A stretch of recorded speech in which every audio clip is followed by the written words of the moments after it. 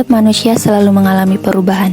Siklus perubahan yang dialami manusia dimulai sejak lahir, bayi, anak-anak, remaja, dewasa, tua, dan mati. Perubahan terjadi pada setiap individu dalam lingkungan masyarakat, dan masing-masing individu juga mengalami sekaligus menjadi unsur dari sistem sosial dalam masyarakat tersebut. Sebagaimana konsep kebudayaan sebagai hasil cipta, rasa, dan karsa manusia, maka kebudayaan dapat dibedakan menjadi dua hal, yaitu kebudayaan material dan kebudayaan immaterial. Demikian pula perubahan sosial yang terjadi dalam masyarakat juga dapat dikategorikan menjadi perubahan yang bersifat material dan immaterial. Perubahan yang menyangkut manusia dan masyarakat inilah yang dinamakan perubahan sosial. Baiklah, materi yang pertama yaitu pengertian perubahan sosial. Perubahan sosial adalah perubahan dalam struktur sosial dan pola-pola hubungan sosial yang mencakup sistem sosial, sistem politik, dan kekuasaan maupun penduduk.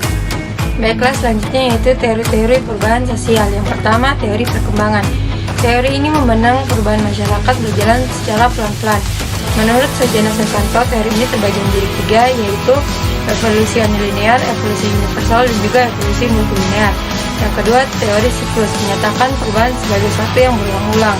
Yang ketiga, teori gerakan sosial, yaitu ketidakpuasan pada suatu kondisi dapat menimbulkan gerakan sosial, mereka akan mengorganisasikan diri mereka untuk memperjuangkannya. Dan yang terakhir, teori modernisasi adalah mereka yang mengalami transisi kecenderungan mengalami evolusi demografi. Selanjutnya yaitu bentuk-bentuk perubahan sosial. Pada umumnya, bentuk perubahan sosial dibedakan menjadi perubahan menuju arah perbaikan dan perubahan menuju ke arah yang tidak diinginkan. Adapun bentuk-bentuk perubahan yaitu perubahan sosial berdasarkan kecepatan berlangsungnya yang terdiri atas perubahan lambat atau evolusi seperti perkembangan peradaban manusia, dan terdiri atas perubahan cepat atau revolusi. Perubahan cepat ini terjadi karena adanya keinginan kuat dari masyarakat untuk melakukan perubahan. Selanjutnya itu perubahan sosial berdasarkan ukuran perubahannya. Perubahan ini juga terbagi atas dua. Yang pertama itu perubahan kecil. Perubahan kecil ini hanya mempengaruhi beberapa golongan atau kelompok sosial masyarakat, misalnya perubahan model rambut dan gaya berpakaian. Yang kedua, perubahan besar. Nah, perubahan ini mempengaruhi aspek-aspek kehidupan masyarakat secara luas dan dirasakan oleh semua kalangan masyarakat, contohnya peperangan dan krisis moneter. Yang selanjutnya itu perubahan sosial berdasarkan prosesnya. Perubahan ini terdiri dari perubahan yang direncanakan dan dikehendaki, dan perubahan yang tidak direncanakan dan tidak dikehendaki. Perubahan yang direncanakan dan dikehendaki ini memiliki tujuan perubahan ke arah yang lebih baik, sedangkan perubahan yang tidak direncanakan dan tidak dikehendaki cenderung berakibat negatif karena terjadi secara tidak terduga dan di luar jangkauan manusia. Contohnya itu seperti bencana alam. Yang selanjutnya perubahan sosial berdasarkan sifat perubahannya yang terbagi atas perubahan struktural atau perubahan mendasar dan perubahan proses atau perubahan yang tidak mendasar. Perubahan struktural sendiri ini terjadi dalam aspek kehidupan mendasar manusia sehingga timbul reorganisasi. Contohnya perubahan sistem pemerintahan suatu negara. Sedangkan perubahan proses yaitu perubahan yang bersifat tidak mendasar dan bertujuan untuk memperbaiki sistem sebelumnya.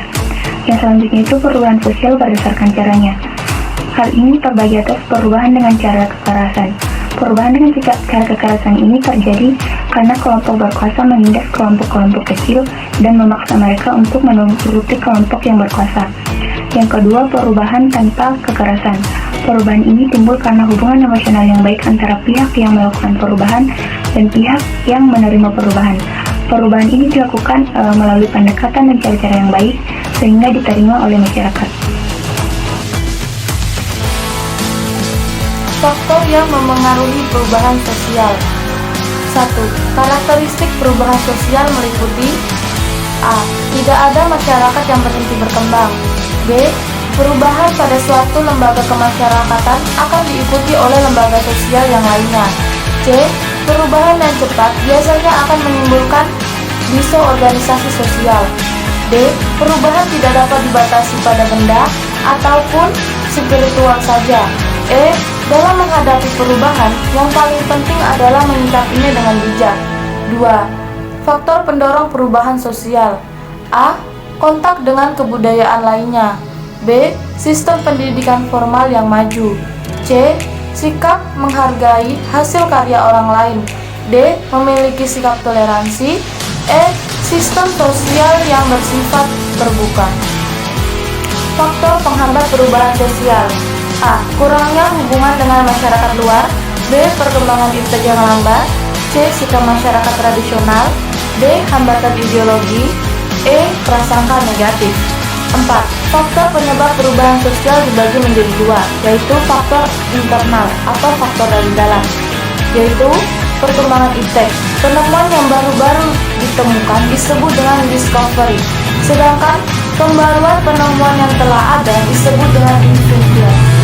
2. Pertentangan konflik atau pemberontakan revolusi disebut dengan pertentangan dan pemberontakan berkaitan dengan stabilitas yang ada dalam suatu negara.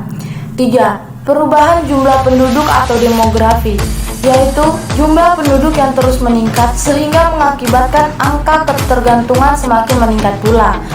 Yang kedua, faktor eksternal atau faktor dari luar, yaitu 1. Pengaruh perubahan lingkungan alam, misalnya jika terjadi bencana seperti kekeringan akibat kemarau panjang dan banjir dan lain-lain. 2. Pengaruh kebudayaan luar. Budaya luar yang masuk ke dalam masyarakat menandakan adanya kontak dan komunikasi budaya yang secara langsung melalui media komunikasi dalam masyarakat. Dan yang ketiga, peperangan dengan masyarakat lain. Ada 4 perubahan sosial. Yang pertama itu difusi. Difusi adalah proses penyebaran unsur-unsur dari satu individu ke individu lainnya, atau satu masyarakat ke masyarakat lainnya. Masuknya unsur baru ke dalam suatu masyarakat melalui pertama perembesan damai, dan yang kedua itu perembesan dengan kekerasan simbiotik. Yang kedua ada akulturasi atau kontak kebudayaan, merupakan proses sosial yang timbul apabila suatu kelompok manusia dengan kebudayaan tertentu dihadapkan dengan unsur-unsur kebudayaan asing, sehingga unsur kebudayaan tadi lambat laun diterima dan diolah tanpa meninggalkan sifat khas kepribadian budaya aslinya. Seperti contohnya itu corak pahat rumah orang Bali ditambah dengan corak pahat dari Jawa. Nah, yang ketiga itu ada asimilasi. Asimilasi adalah proses sosial tingkat lanjut yang timbul apabila suatu masyarakat dengan latar kebudayaan yang berbeda saling berinteraksi dan bergaul secara langsung dan intensif dalam waktu yang lama, sehingga kebudayaan berubah sifat dari yang khas menjadi kebudayaan yang baru dan berbeda dari aslinya. Nah, yang terakhir itu ada akomodasi. Akomodasi dapat berarti keadaan atau proses.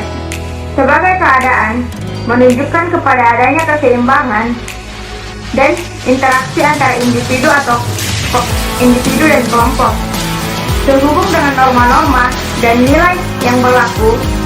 Sebagai proses menunjuk kepada usaha-usaha manusia untuk meredakan pertentangan-pertentangan. Akomodasi diperlukan bila dalam proses perubahan sosial terjadi konflik.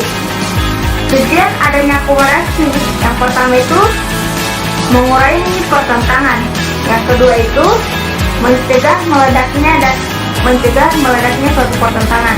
Nah, yang ketiga itu ada memungkinkan terjadinya kerjasama. Nah, yang keempat itu mengusahakan terjadinya asimilasi. Bismillahirrahmanirrahim. Assalamualaikum warahmatullahi wabarakatuh.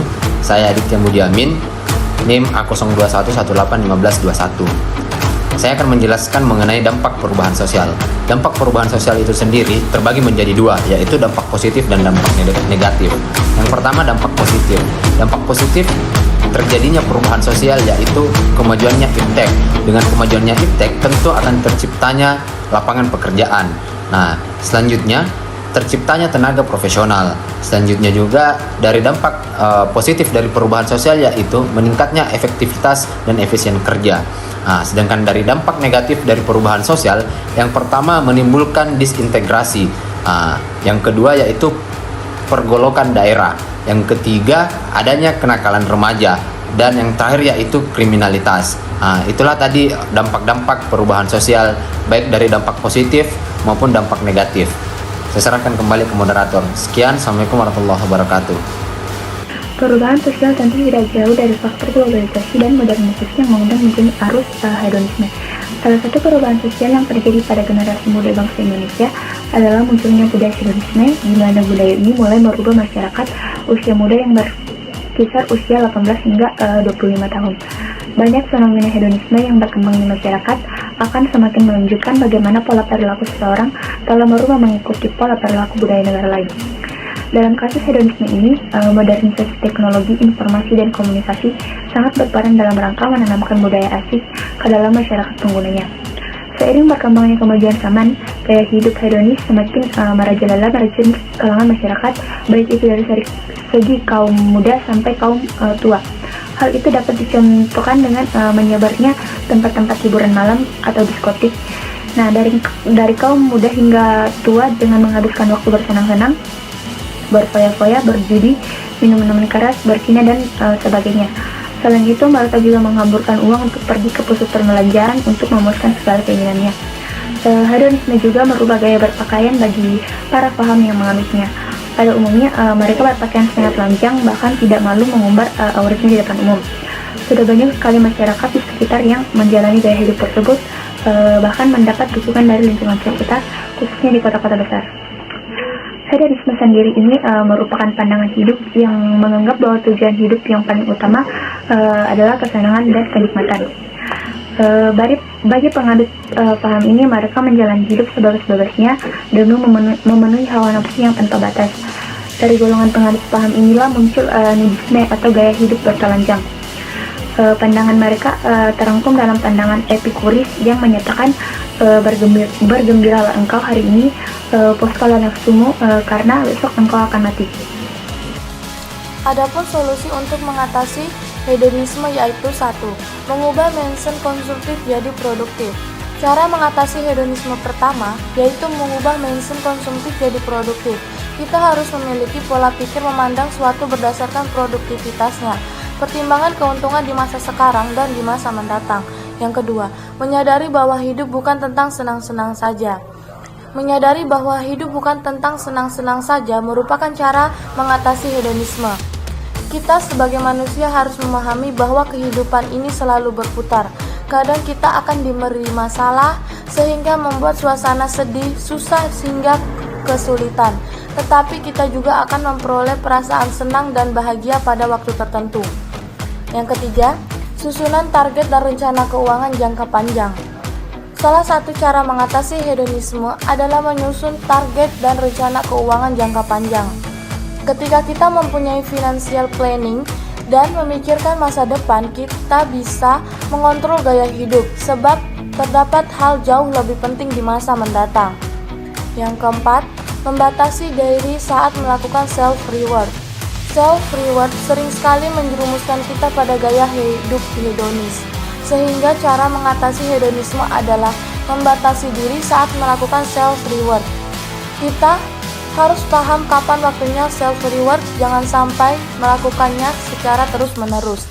Yang kelima, selektif saat memilih lingkungan pertemanan. Lingkungan menjadi salah satu faktor dalam mempengaruhi gaya hidup kita, sehingga usahakan untuk selektif saat memilih lingkaran pertemanan. Hindari circle yang mendorong kita untuk mengedepankan gaya hidup mewah. Nah, kesimpulan dari materi tersebut adalah perubahan sosial merupakan perubahan lembaga kemasyarakatan dalam suatu masyarakat yang mempengaruhi sistem sosialnya, termasuk di dalamnya nilai-nilainya, sikap-sikapnya, dan pola perilaku di antara kelompok-kelompok dalam masyarakat. Perubahan sosial mempunyai ciri-ciri, di antaranya tidak ada masyarakat yang stagnan atau statis, sebab setiap masyarakat pasti mengalami perubahan entah cepat atau lambat. Proses perubahan sosial bersifat mata rantai, dan perubahan-perubahan yang terjadi pada lembaga sosial tertentu. Akan diikuti dengan perubahan-perubahan sosial budaya lainnya. Perubahan-perubahan sosial yang cepat biasanya mengakibatkan terjadinya disorganisasi yang sementara sifatnya. Makasih.